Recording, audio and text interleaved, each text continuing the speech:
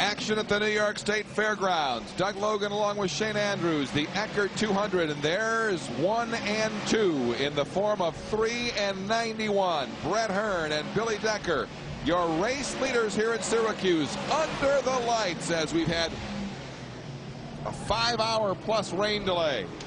One of the drivers, Toby Tobias, referred to about possibly being able to use a second groove here on the mile is in the number 74. That is Dale Blaney out of Ohio, former sprint car driver. He is about to go down a lap as Brett Hearn is right there on the back bumper. Got one slow on the bottom at 4. One car slowing, 2 cars slowing on the track. One in the front straightaway into turn 1, and one going into the pits right now. The yellow flag is out. Very interesting point in this race here with 72 laps on the board. Now, what will race strategy hold for these drivers? Stay with Brett. Stay with him. Looks like there might be a little action down in the pit area with the Brett Hearn crew and also with the Billy Decker crew. Question I have for you, if Hearn comes in, must Decker? It's a cat and mouse kind of game. I think you'll see Decker come in if Hearn does. But then again, with Decker going 114 laps last year, he may not need to. Well, we'll follow the cat and mouse game as they come down the front straightaway.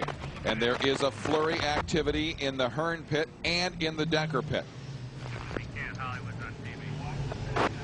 Let's go down to Mark Kenyon. Mark? I'm down in the Hearn pits, and I don't know if these guys are pulling my leg or not. I asked him about a pit window. I said, if you're coming in, when are you coming in? He told me they wanted to come in between laps 75 and 85. 125 miles on a tank of fuel would be biblical. It would be more than a miracle. But the Hearn camp is looks like they're ready for a stop. It looks like they're going to come in. I don't see Brett coming in yet. But that fuel strategy, I asked Dave, 1 stop? He said yes, 1 stop. I'm not banking on them coming in yet. I wonder if this is a fraud, a fake. I think you might be right. This is just like we said. It might be a game of cat and mouse. 22-gallon fuel cell on these big block modifieds. Wow, stretching it to 125 laps. That would be something if he could do it. Brett Hearn is coming in. Brett Hearn is coming in down to Andy Fusco. Brett Hearn is coming in and Billy Decker is not coming in.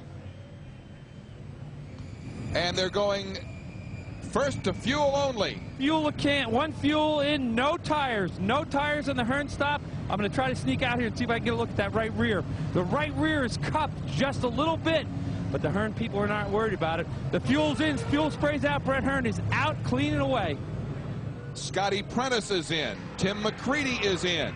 But Billy Decker stays out. Yes, he stretched it before. He could probably do it again. So he'll go another extra 20, 30 laps. Let's go down to the Decker crew and Andy Fusco. Okay, I'm right here with Scott Jeffrey right now. He's talking to Billy. As soon as he gets done talking to Billy, he will talk to us. They're literally trying to figure out what they're going to do right now. Bear with us for a second. They saw Hearn go in. They were kind of gauging their strategy on what Hearn would do. Scott, what's the game plan now? We'll probably wait until the next caution come in and just do the 1 stop. The fact that Hearn came in early, does that surprise you? Not really, but he's just planning on so he can get out of the pits quicker next time when he has to make his final stop. So we'll just have to get quick. That's all. Now, there's some talk from the Hearn people that they think they might be able to go 125 laps. You're used to miracles. Can you believe that one? If he has to race the car at all, no, you can't do it. Not unless you can hold about 30 gallons in your race car. Guys, you're hearing it from the expert. And a little further up from the Decker pit, there was an incident in the Alan Johnson pit where a tire was hit.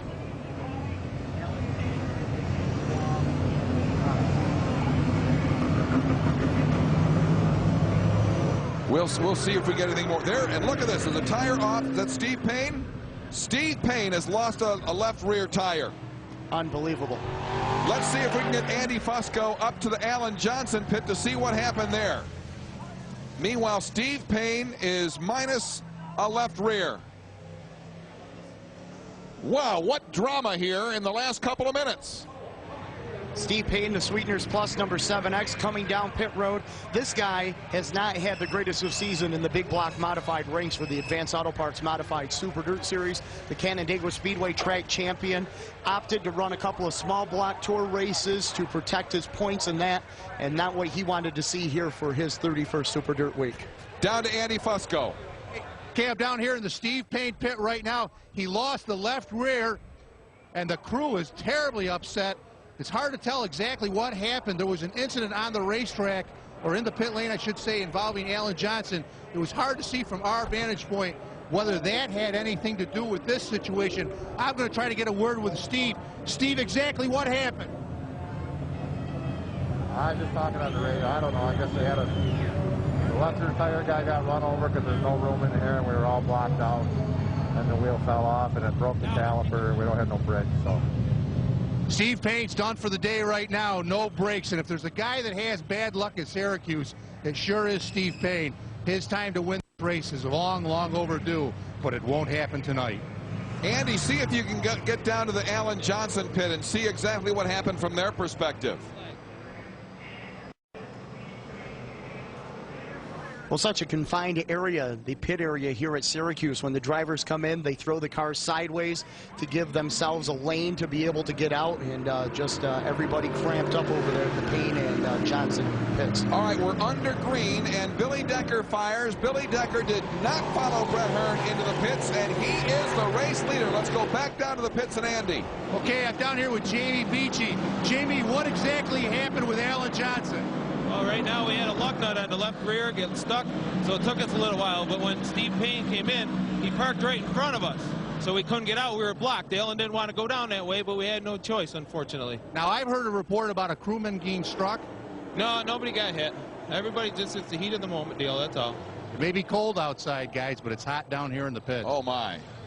Well, there's a lot riding on this race, not only for the drivers, but also for the crews. And unfortunately, nobody injured in that incident. We'll reset the leaders. Billy Decker, Jimmy Horton runs second currently on the racetrack.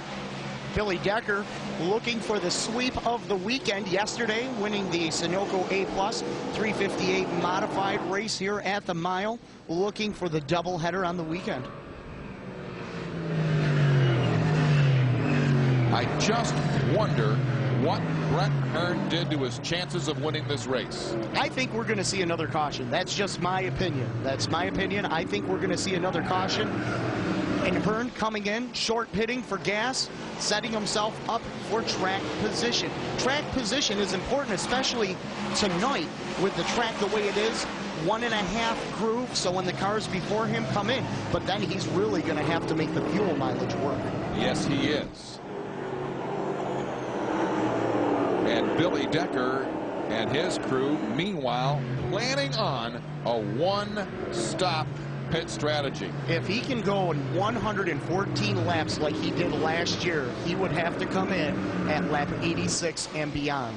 Let's see if we can get a cooler evaluation of the Brett Hearn situation when we go down to Mark Kenyon. Mark? You want to talk about unbelievable? I'm down here with Dave Kwasniak. Dave, now come on. It's me and you. Nobody's listening in on TV. You guys are going to try to go one stop. How many laps are you going to have to go to do that? We think we stopped on lap 75, so it's going to be 125 laps. And you can go 125 laps on a tank of gas. With our calculations, we can go at 127. There you heard it, 127. It's going to make Billy Decker look like, I don't know what, 127? I don't know what to say. Well, speeds are a bit down. Yes, they are. They're considerably down. But still, Brett Hearn has to feather that throttle. He has to stay out of harm's way. He has to stay conservative if he wants to make 127 laps. That's unbelievable. But this is Syracuse. You never know. Well, and right now there's no reason to talk about another pit stop for Brett Hearn because he's not planning on another pit stop. Right, and that will give him the track position. As Mark alluded to earlier, track position is going to be key here. A couple of other cars that came in on that last caution period. Timmy McCready came in for a right rear tire. Richie Tobias came in for a right rear tire. Billy Pouch came in for gas only, as did Scott Prentice. Pete McNell in the number 1B taking gas only. There are your leaders. Billy Decker is leading this race as of lap 83. Right behind him, veteran Jimmy Horton. But, they've got to be looking for another yellow flag here. Well, Jimmy Horton just biding his time back there right now as he is running in position number 2. His pit strategy could possibly be the same as Decker. Go as long as you can and only do it on one stop. Billy Decker, a familiar scene in front of the pack here at the New York State Fairgrounds. It's the Eckert 200 on Rush Hour. Rush Hour on Dirt.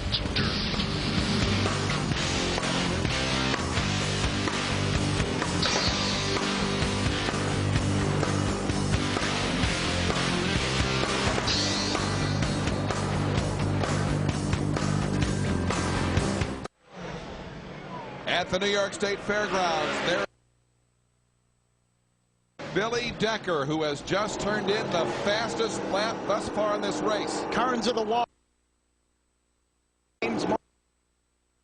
Hitting the wall. All right, you're good, you're good. Now we'll see what strategy. As soon as they open, get in here. Let's keep her down close to pit wall. Let's not try sliding it all because it's going to be damn slippery here. I take it that's the Billy Decker crew. That is Scott Jeffries. They want you to slow down, Billy. They want you to slow down. They want you to slow down. They want to collect the field, and then they're going to open it. You are not open yet. Pits are still closed. Just wait. Meanwhile, up here, we're looking at the Brett Hearn pit as well, and there is no activity there. The cars that are behind Horton are lap cars. You should be fine as far as pit spots. Talk to Scott about the car. It's currently closed. They'll come around one more time, at least.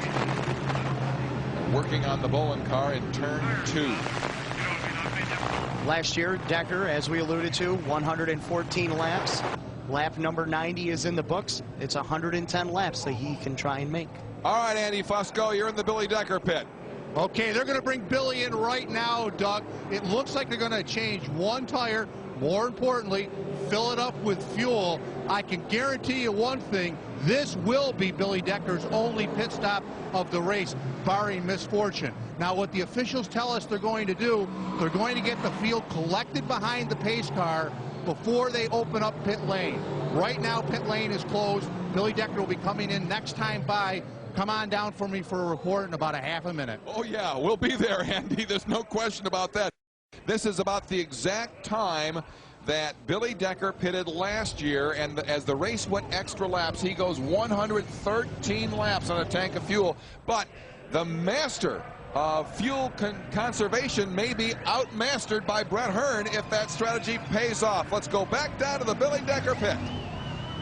Decker brings the 91 in. He slides past his pit, but he's pitted in a particular spot in the track where he can get a lot of room. They're changing the left rear. It is going to be a 2-tire stop, not a 1-tire stop. The left rear is off. The new tire is on. The right rear is off. Now they're mounting the right rear. The car's been fueled up with gasoline, and they've made a terrible mistake. The fuel can is stuck on the Decker number 91. They're going to have to bring the car back in the pits. The gas can has stuck on Billy Decker's number 91 for the first. Now, it fell off before he came onto the track. Jimmy Horton is out on the track now, and we'll pick up exactly what the ruling is with Billy Decker. Unbelievable. Gas can got stuck. Thing's going to run out of fuel. The interesting thing is, did they get all the gas into the car? So it's a two-pronged problem right now. And how much damage did it do to the fuel spout?